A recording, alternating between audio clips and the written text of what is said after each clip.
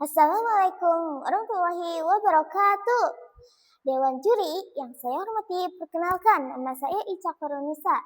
Saya bersekolah di SRT 38 Kuningan.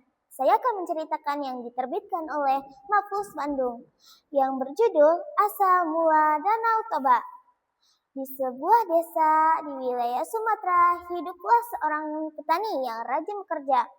Ia bisa mencukupi kebutuhannya dari hasil kerjanya yang tidak kenal lelah. Sebenarnya usianya sudah cukup untuk menikah, tetapi ia tetap memilih hidup sendirian. Di pagi hari yang cerah, petani itu pergi untuk memancing ikan di sungai. Mudah-mudahan hari ini aku mendapatkan ikan besar, gumam petani tersebut dalam hati. Beberapa saat setelah kailnya dilemparkan, kailnya terlihat bergoyang-goyang. Ia segera menarik kailnya. Petani itu bersorak kegirang setelah mendapat seekor ikan yang besar. Ia takjub melihat warna sisik ikan yang indah. Sisik ikan itu berwarna kuning emas kemerahan. Kedua matanya bulat dan menonjolkan, memancarkan kilatan yang menakjubkan. Ikan itu kemudian ia bawa pulang untuk dimasukkan ke dalam wadah. Tunggu, aku jangan dimakan. Aku akan bersedia menemanimu jika kau tidak jadi memakanku. Kata gadis itu.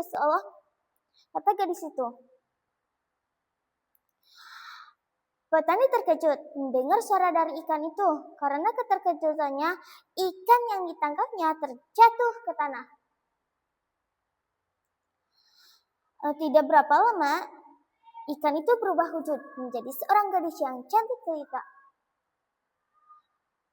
Bermimpikah aku? Gumam petani. Jangan takut, Pak. Aku manusia seperti engkau. Aku sangat berhutang budi padamu karena kau telah menyelamatkanku dari kutukan dewata. Kata gadis itu. Namaku Putri. Aku tidak keberatan untuk menjadi istrimu. Aku sangat berhutang budi padamu. Kata gadis itu.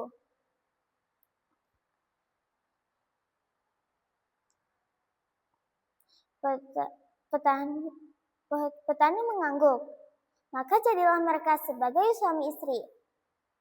Namun ada satu janji yang telah disepakati, yaitu mereka tidak boleh menceritakan asal-usul putri dari seekor ikan.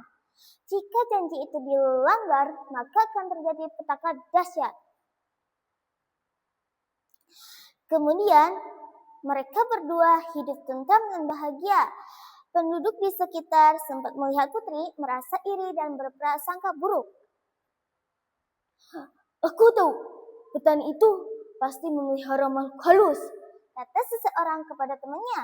Itu sampai ke telinga petani dan putri. Namun mereka tidak merasa tersinggung, bahkan mereka semakin rajin bekerja. Setahun kemudian, istri petani melahirkan seorang bayi laki-laki yang diberi nama Putra. Ia tumbuh menjadi anak yang manis, tapi sayangnya agak nakal. Ia mempunyai satu kebiasaan yang selalu merasa lapar. Makanan yang harusnya dimakan bertiga dapat dimakannya sendiri. Lama-kelamaan, Putra selalu membuat jengkel ayahnya. Istri petani selalu mengingatkan agar selalu bersabar atas ulah anak mereka. Pada suatu hari, Putra disuruh ibunya mengantarkan makanan dan minuman di mana ayahnya sedang bekerja. Tetapi makanan itu tidak diantarkan kepada ayahnya, ia menghabiskan sendiri di tengah jalan. Petani yang menunggu kedatangan anaknya merasa haus dan lapar. Karena sudah tidak bisa menahan lapar lagi, akhirnya petani itu pulang ke rumah. Dalam perjalanan, petani itu mendapatkan Putra sedang asik bermain. Petani menjadi marah sambil menjawar kuping anaknya. Anak tidak tahu diri. Anak tidak tahu diuntungkan, tak tahu diri, dasar anak ikan. Umpat si petani tanpa sadar telah mengucapkan kata pantangan itu. Setelah mengucapkan kata-katanya, seketika itu juga anak dan istrinya hilang lenyap tanpa jejak. Dari bekas injakannya, menginjakkan kakinya, tiba-tiba menyeburlah air yang sangat deras dan semakin deras. Desa petani dan desa sekitarnya terendam hingga membentuk sebuah danau. Dan akhirnya danau itu dikenal dengan nama Danau Toba. Sedangkan pulau kecil di tengahnya dikenal dengan nama Pulau Samosir. Assalamualaikum warahmatullahi wabarakatuh.